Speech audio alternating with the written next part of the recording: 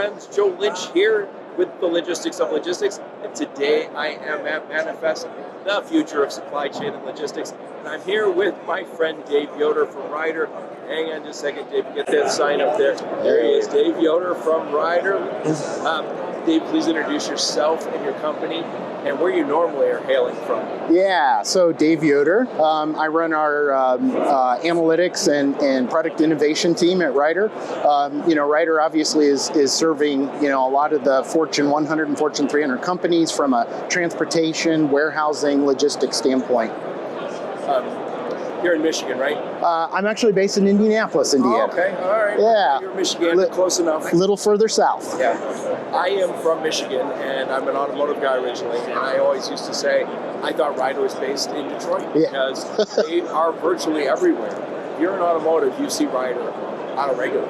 That's right. And so I always kind of think nobody works with automotive that isn't able to kind of partner at the corporate strategic level. That's right. That's what Ryder does. That's right. Not only with transportation, but also with warehousing.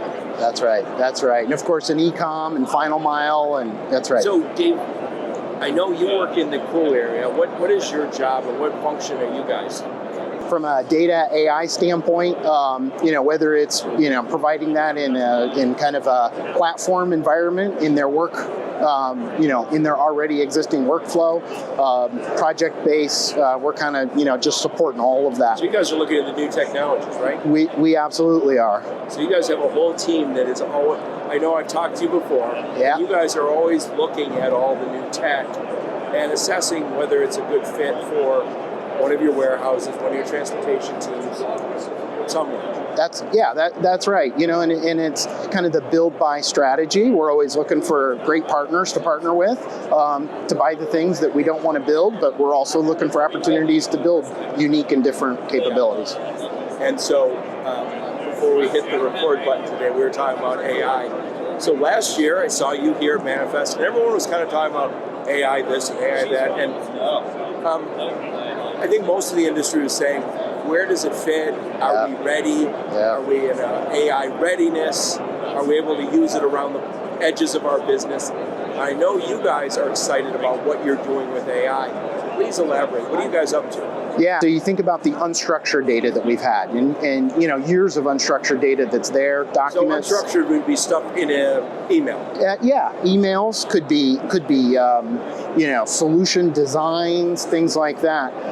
We've got tons of that data available, and historically, it's very difficult to really leverage that in any useful, repeatable way. AI is really allowing us to bring that into a more structured format so we can report out of it and gain learning and understandings.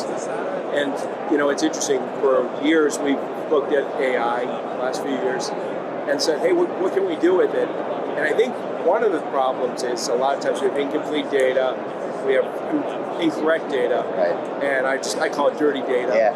And if you're adding dirty data to the algorithm, don't expect to get a whole bunch of good outputs. That's right. And so I think the industry, I'm sure Ryder too, everybody's cleaning up their data, seeing if, I think of a TMS. Every TMS company will say, we'll do a report automatically. The problem is the humans didn't enter all the information we needed. That's right. So you get this AI isn't working. It's not the AI, it was the information team. So I think we're all looking for more sensor data. That's right. And I don't have to count on young Joe to sit down and enter everything correctly. Please talk about that and how you guys are using sensors. Yeah, no, you're spot on. And I think, that cleanliness of data further up in the data stream really is where we're focusing, right? And to your point of adding additional sensors, or really it's about additional data points, right? As we mature in that space, we realize additional points are what we really need to make that AI more useful. That's what I talked to our friends LoadSmart earlier today, and they're talking about yard management tools. They're talking about dock tools, and I think, there's more data points. That's right. And, it's funny, and I'm sure you've dealt with this, when it's on the ocean, you go, I have data points. When it got to the port, it was a data point. Yeah. 8 days later, no data. That's right. And then you go, what happened in that black hole? So we've always had these black holes of data. And sometimes the drayage company would have. That's right. You get another.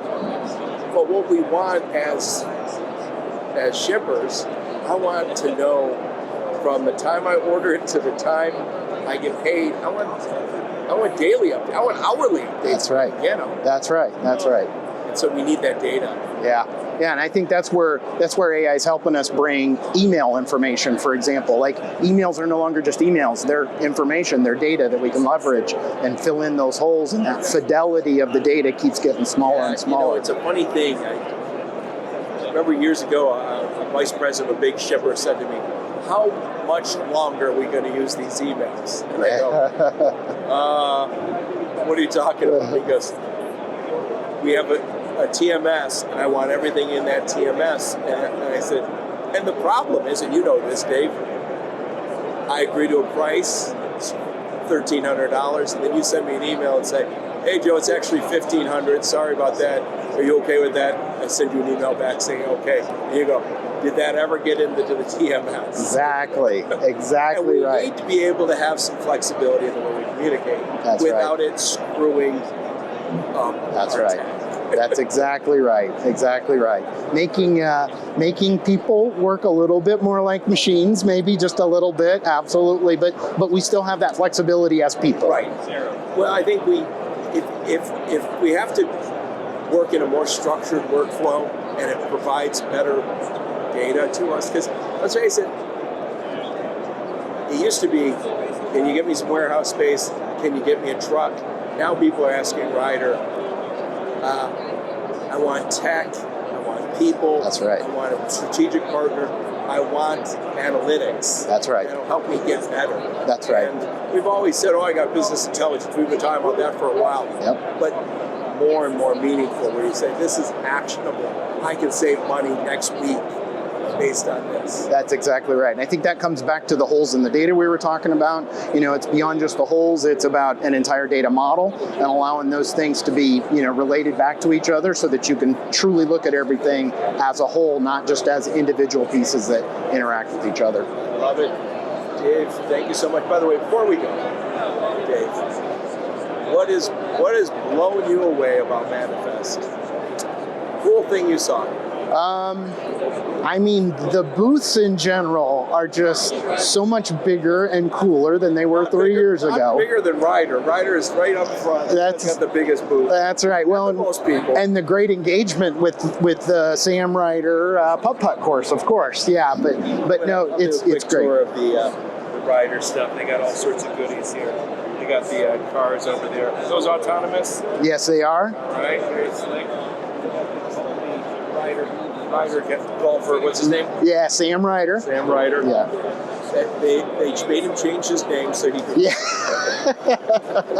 It's not because of the Ryder last name. It's just a coincidence. Well, you guys always have a huge booth here at Manifest. I know you guys spent a long time, and I know you're one of the main sponsors here.